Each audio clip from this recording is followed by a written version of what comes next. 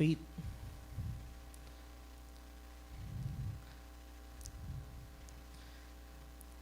You just only need to believe. So as an encouragement, especially for those who are new. For those who are also new in faith, there is a miracle waiting for you in believing to Jesus. May miracle. There will be change. May mga bago ba dito? Taas daw kamay. Amen. Praise God. May tatlo tayo. Praise God. So this I say to you, if you believe in Jesus Christ, maybe I don't know kung ano yung situation na meron ka. I don't know kung ano yung mga bagay na gusto mong ma-attain, personal man nito or para sa pamilya. But this I say to you and I assure you that if you believe to Jesus Christ, you will regret nothing. And I believe on that. And expect something new will happen. Hay mo kinabuhi. Praise God. So, let's welcome later yung mga bago. Palakpakan natin sila because they accept the invitation ni Lord. So, as you can see, after Jesus healed the bleeding woman, because of the faith of the woman,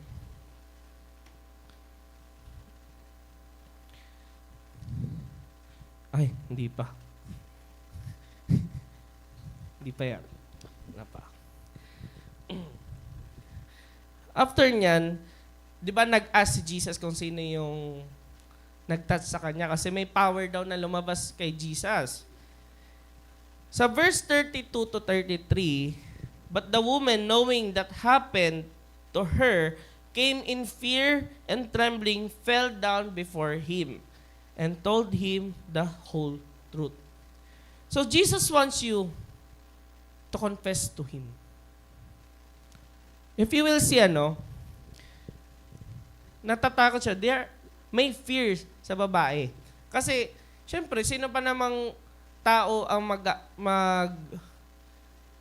babalak na hawakan ang Jesus Christ na unclean. Di ba? Ceremonially unclean siya.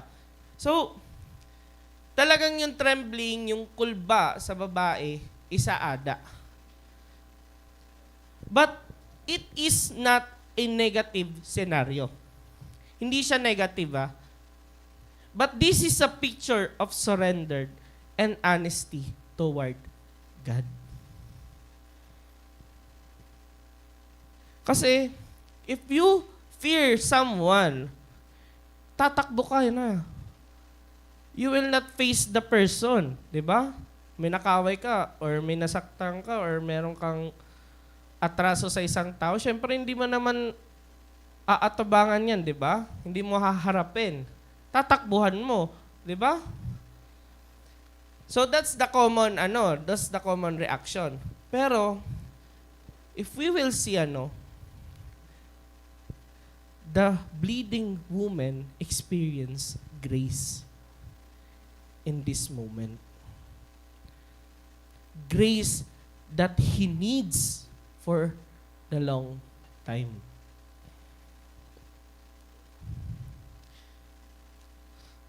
That's why I encourage you, I always, siguro, 3 times ko na yata siguro itong ini-encourage. That confession or being honest toward God is what Jesus treasured. Your honesty is very important. Jesus don't need your flowery words or anything na meron ka. He only needs your honest heart. Kung sino ka. Yung hindi nagpapanggap.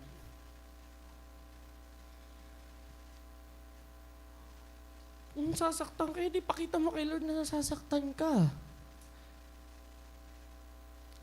Kung ikaw is disappointed ka, ipakita mo kay Lord na disappointed ka. He will never neglect those feelings or the situation na meron ka. Just be honest, Haiya.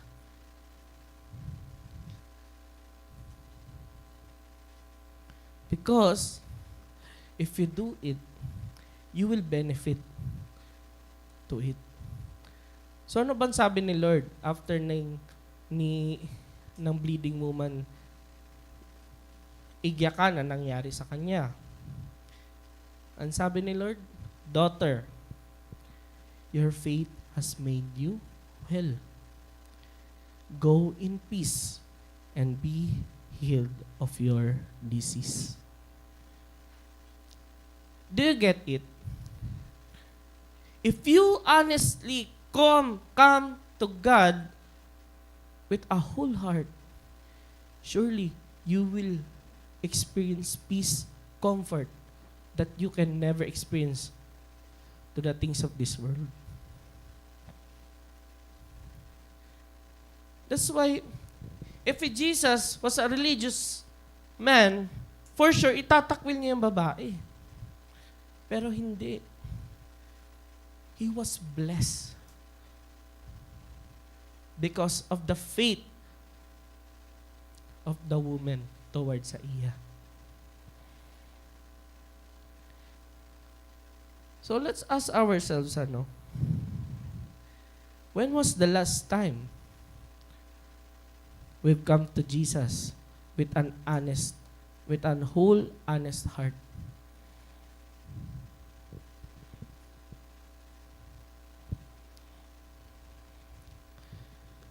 So after niyan, the bleeding woman was cleared. Let's go on sa life sa story ni Jairus. So if we will see the bleeding woman, it will make us realize that despite of the prolonged pain, the long struggle na meron tayo sa life natin, yung na-experience natin last year, eventually, it will come to an end. But, it will only end if you will meet Jesus at the middle of it all. Amen?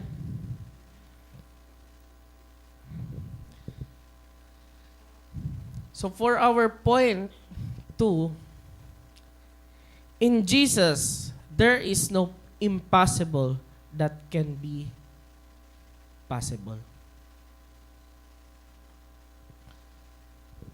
So in verses 35 to 42, dida gimpakita or dida gingita kung ano ang naging situation after mahil ng bleeding woman. So, ikaw sa life mo, na-encounter mo na ba na kung saan may biglang kumausap sa'yo tapos nagbigay ng bad news? Ano yung na-feel nyo? Na-shock, di ba? May kumakatok dyan sa nyo sa bahay ng tapos, adi, may baraydan ka. Di ba, na-shock ka. So, in this scenario, or in this situation, Jairus faced a very bad news knowing his daughter died already. Kasi kanina, nakikita nyo, before I start ng binasa ko, Jairus claimed that his daughter is sick and anytime pwede nang mamatay. Hindi pa patay. Pero after the healing, after the scenario ng bleeding woman, tumambad sa mukha ni Jairus na patay na yung anak niya. So the question there is, what kind of reaction would Jairus do? Or ano ba yung reaction na magkakaroon si Jairus after listening ito niya report? So there are two scenarios lang. na naisip ko while I was reading this. First scenario, he will find the woman and blame her for the delay. Gets nyo? Kasi, nung pagkasabi pala ni Jairus that his daughter, his daughter is dying or mamamatay na because of sickness, syempre hindi siya yung emergency call yan. Yan yung kailangan patagalin, di ba? But, anong nangyari, na-delay pa. And the first scenario is, pwede niyang i-blame yung bleeding woman. Kasi, namatay yung anak niya because na-delay yung pagpunta ni Jesus dun sa bahay nila. Or ikaduha, he can blame himself by not finding Jesus too early to heal his daughter. Yan yung mga pwedeng mangyari. So, if you will be in that situation, anong gagawin mo? How would you react?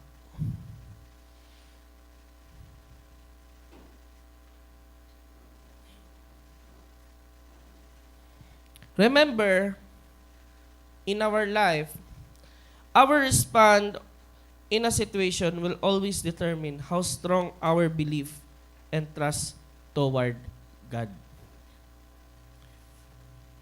For those who are following Jesus,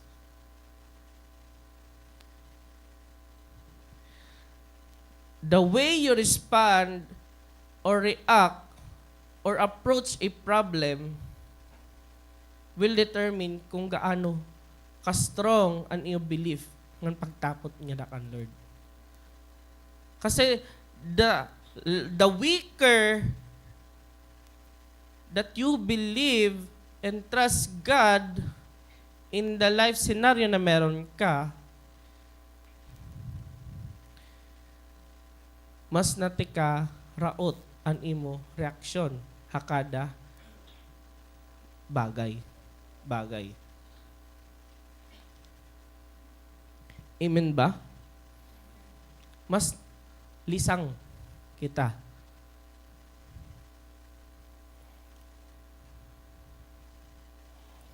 So, makikita natin, no, na yung bumungad kay Jairus can gives haiya, anxiety, or any depressed feeling. Kasi patay na yung anak niya. But, the good thing is, kasi upod niya si Jesus. You know that the world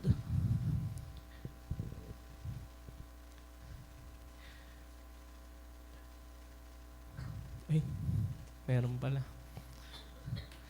Even the world showed to us how impossible our situation be. With Jesus, anything is possible. Kaya, blessing na lang talaga na si Jairus, kasama niya si Jesus nung moment na sinabi sa kanya na patay na yung anak niya.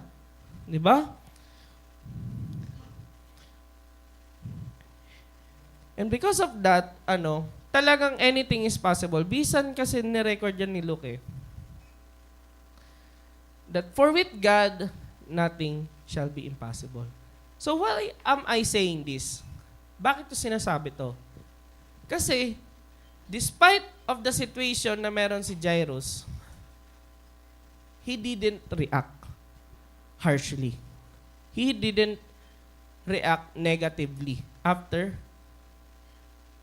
niya mabatian nga patay na iya daughter. That's because his trust and belief to Jesus is very strong.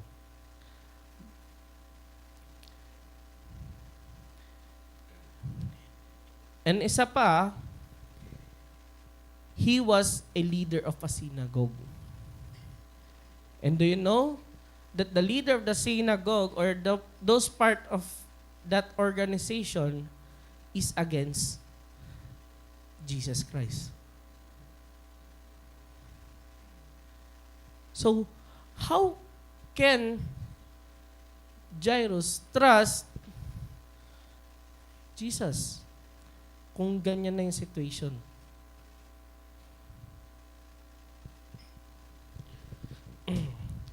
I believe that with Jesus, the assurance of change can be always possible. That's why kung pofokusan natin ang verse 36, at the end, anong sabi ni Jesus? Do not fear, only believe. It is a very powerful and reassuring word that there is still hope and something good will happen despite itong bagay nangyari kay Jairus. Bakit? Kasi kasama niya si Jesus. So as a reminder, it is very important for us to cling to the Word of God. Amen ba?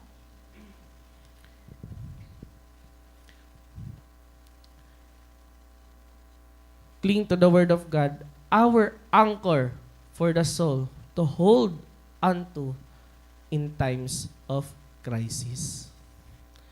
The Word of God will be the one to hold on to us. The Word, the promises that you are holding on will hold you. Amen?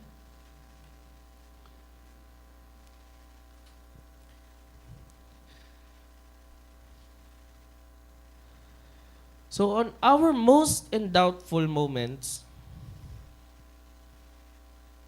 hindi pa ngayon nito.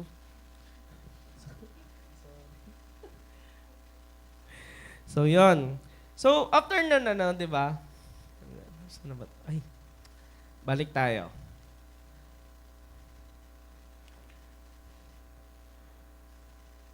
Wala yung 38.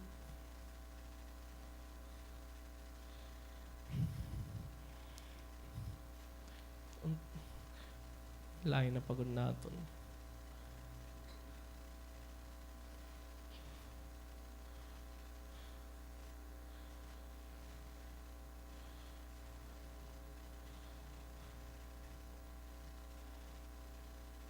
Yan. And when he had entered, he said to them, "Why are you making a commotion and weeping? The child is not dead, but sleeping." Yan. Di ba? So, to those person nga na-add to, talagang matatawa sa sasabihin ni Lord. Kasi, alam nilang patay na yung bata. Pero, Jesus claimed that the girl is just sleeping. Amen?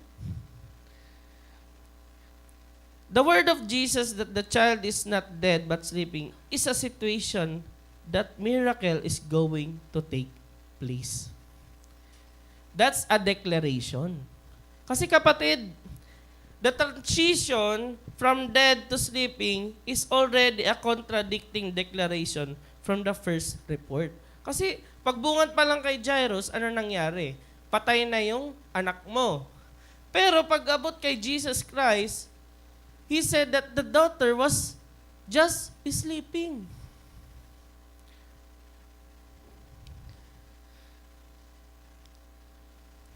That's why sometimes may mga senaryo tayong ginaatubang na sometimes confusing. Na sometimes, Lord, plan mo ba to? Ito ba yung will mo? And sometimes, because of the confusion and doubts, kinukuha natin yung manibela kay Lord. And ang nangyayari, mas nandedelikado tayo. And that's the symptoms of less trust nga na kan Lord. Angguti nga pagtapon nga na kan Lord. Remember, nandito na. Layo.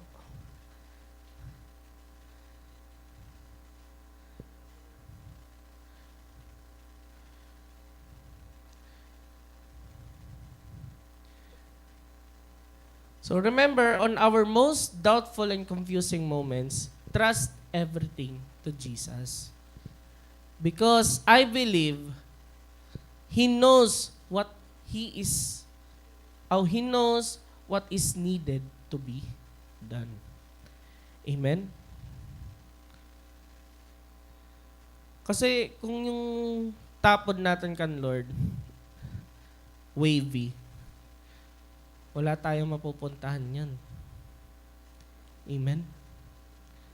So kung babasahin mo, no, did Jairus react of the claim of Jesus?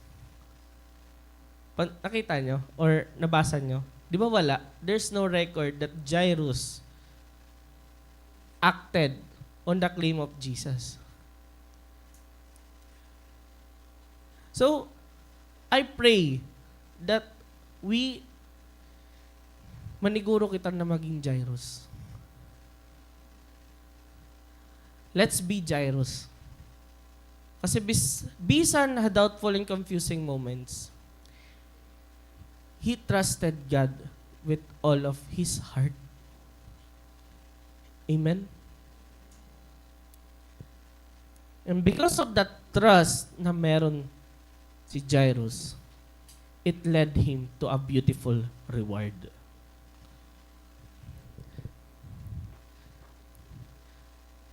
That's why, if you're going to claim to know the thoughts of God, baka nagdideliryo ka na. Kasi according to Isaiah 55, 8-9, "For my thoughts are not your thoughts, neither are your ways my ways, declares the Lord.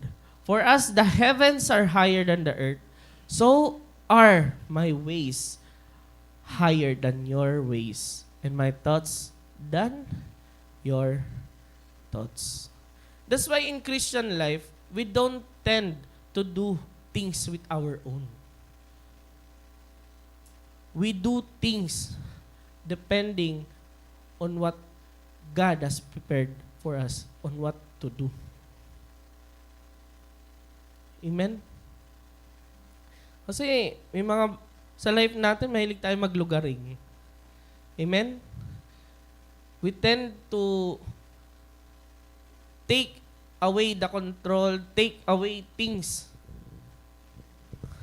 for our own benefit, for our own satisfaction. That's why there are lots of Christians, there are lots of people nga nagkakalat.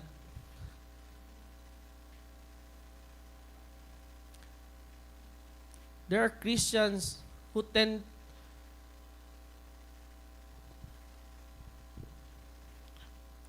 to do things with their own, despite knowing na Lord dapat ang dapat masunod. And because of lack of trust, we do those things aton life.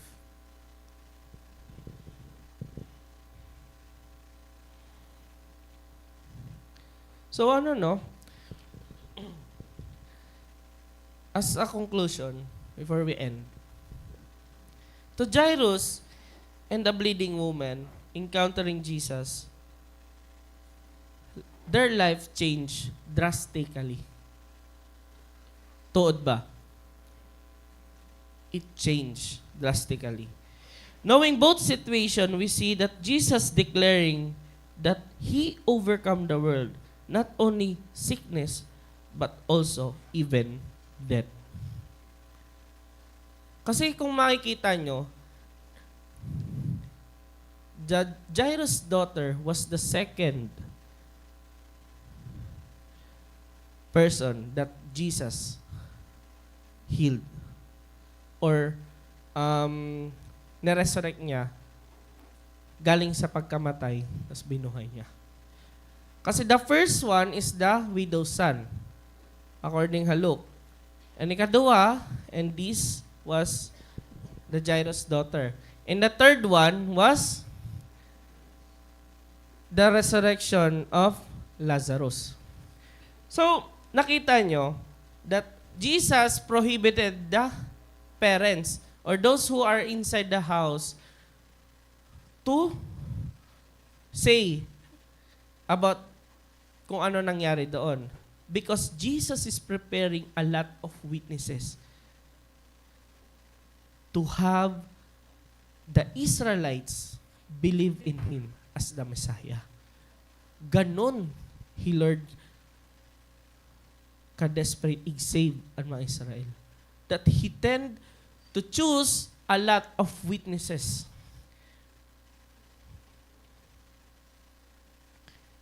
And that shows that God has conquered death 3 times na. That's why, if you want to have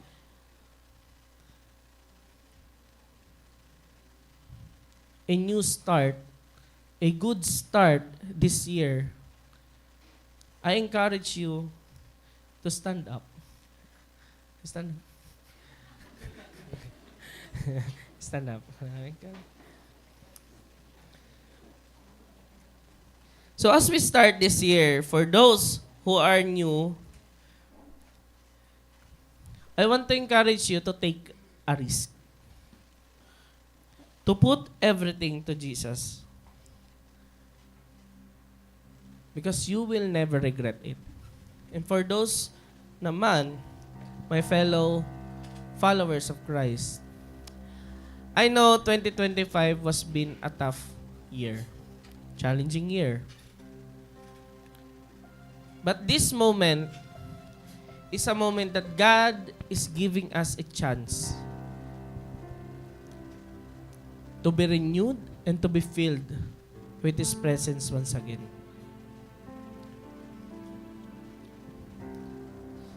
So as an encouragement, don't concern yourself of what happened in the past, but concern yourself to what better things you can do in this new year that God has given to you.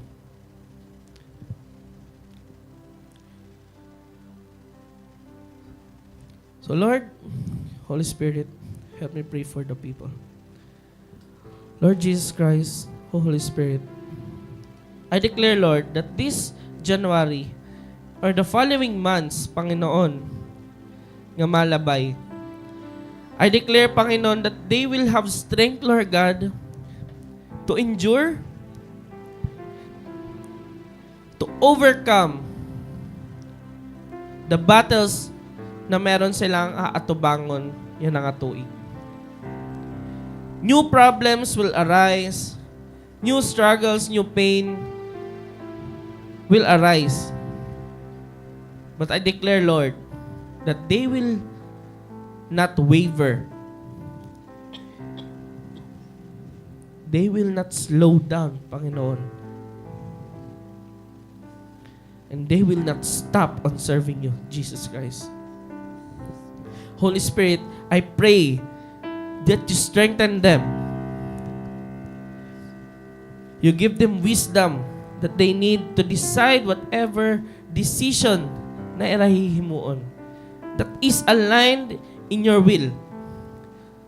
And Lord Jesus, strengthen their minds. Their minds is very, very important. I declare, Lord, that they will wear the helmet of salvation, Lord, throughout this year. I pray that they will depend on your strength. And I declare, Lord Jesus, that they will not let the arrows of the enemy come through them. Lord Jesus, prepare the leaders. Give them the strength, the resources that they need as they lead cell groups, as they proclaim the gospel to the people around them. Give them courage, boldness,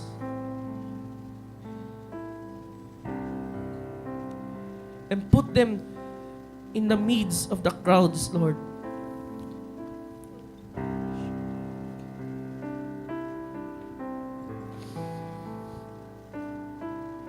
Declare, Lord, that this year will be fruitful, Lord. Hain mo mga tao. And I declare, Lord, for those who are new, Lord, they will grow, Lord God, immensely, Lord. Intimately, Lord. An era relationship, hain mo. Prepare them, Lord. Prepare the way, Lord Jesus. Oh, Jesus, Holy Spirit.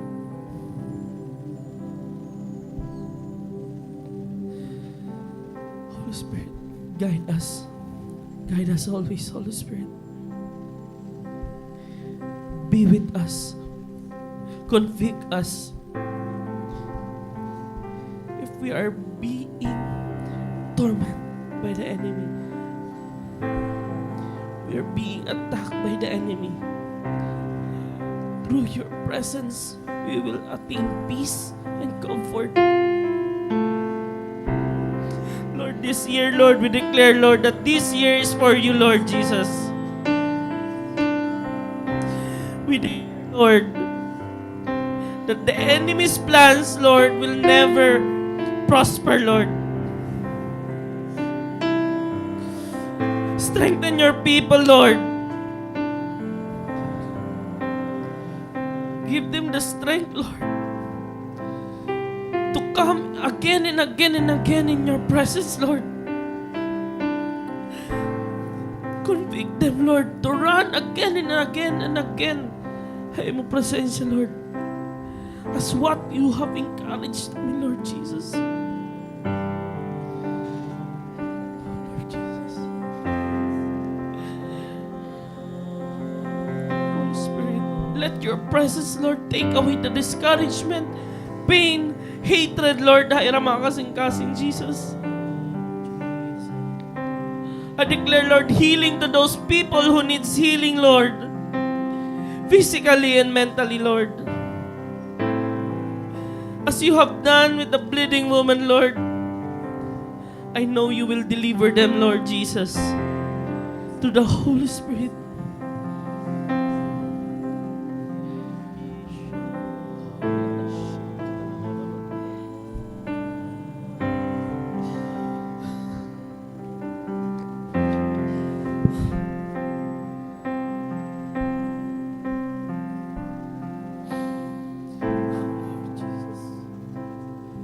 All these pieces broken and scattered, in mercy gathered, and dead and empty-handed, but not forsaken. I've been set free. I've been set free.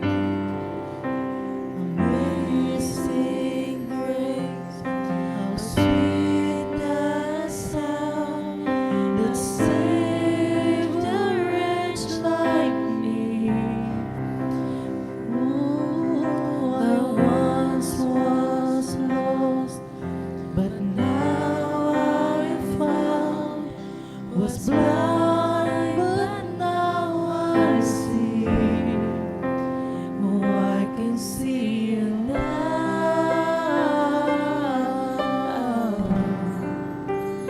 I can see the love in your arms, laying yourself down,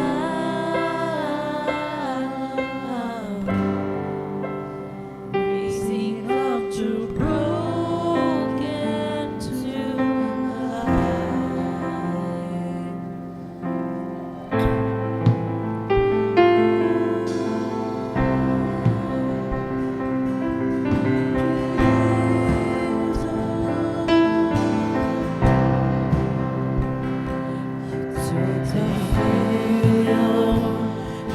take our weakness, you set your treasure in jars of clay.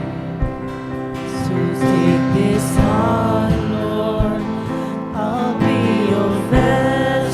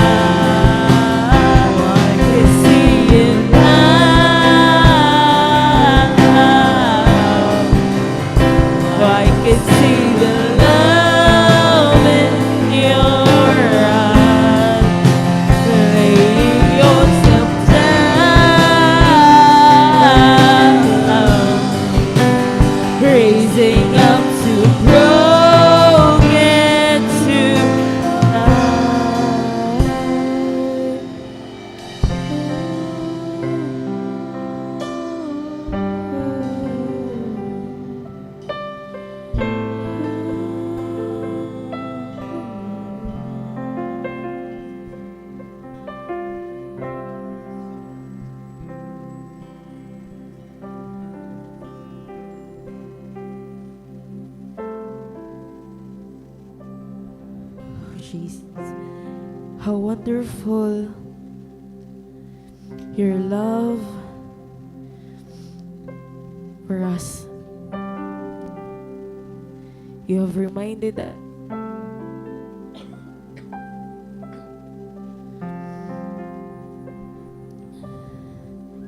that you can do anything impossible in our eyes.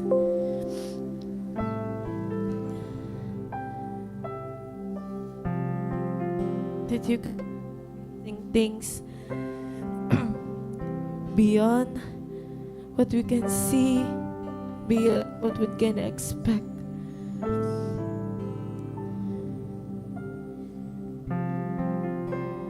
You can do great, mighty things, God.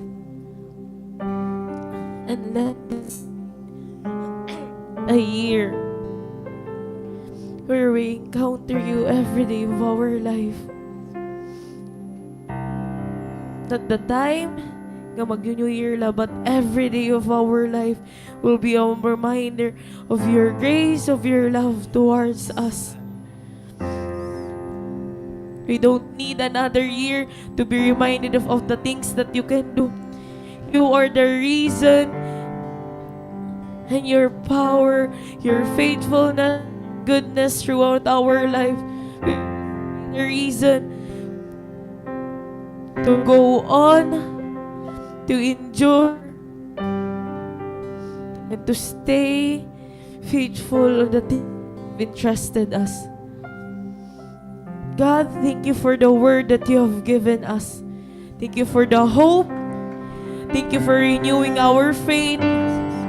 Thank you for restoring our identity. Thank you for reminding us the loving kindness, that grace that overflows through us, Jesus. And the word that we have received, dalalunin namon adlaw-adlaw magpakain man kami. It will not remain just an information, but it will grow in our hearts and our mind of a reminder when everything feels impossible. You can do all things beyond what we can do. Lord, this is just the start of this year, of this month. So excited, looking forward for all that you're going to do in our lives, Jesus. We believe that the plans that we have, the plans that you have in us, will help us prosper, harm us, Jesus. Us to trust in your will, no matter how hard life. Help us to fix eyes on you. Oh, how the for Jesus, for we believe you can do all things, and by your strength and by your grace, we can finish this race with a heart that is trusting in you, Jesus. Let the people pick up their face and rise the faith of you have given us. Let the people who are in now will be a generation who knows to take and stand with their faith in you, Jesus. For this year, we declare a breakthrough. We declare victory, Jesus. And we declare your promises over our doubts, worries, and our problems. We will not let the enemy steal the joy, the salvation that you have given us. Oh, Jesus. Oh, we praise you. Oh, praise you, God. Your lovingness never change. And we cannot wait to end this year and start the year knowing that you are with us every step of the way. That is number one assurance that in our life, you are always here. And we are never alone. And we will never be alone. Lord, we thank you. We give you praise, honor, and adoration belongs to you, Jesus. Pray. Amen. Praise God. Sound. For our weekly announcement, we have our midweek service Wednesday every 7 p.m. and Fridays po. Every Friday, Bible study with Pastor. Saturday, Sunday celebration 9 a.m. and children ministry every Sunday 2 p.m. Please like and subscribe our YouTube, Facebook, and KL5 SSC po. Thank you and God bless po. See you on Sunday.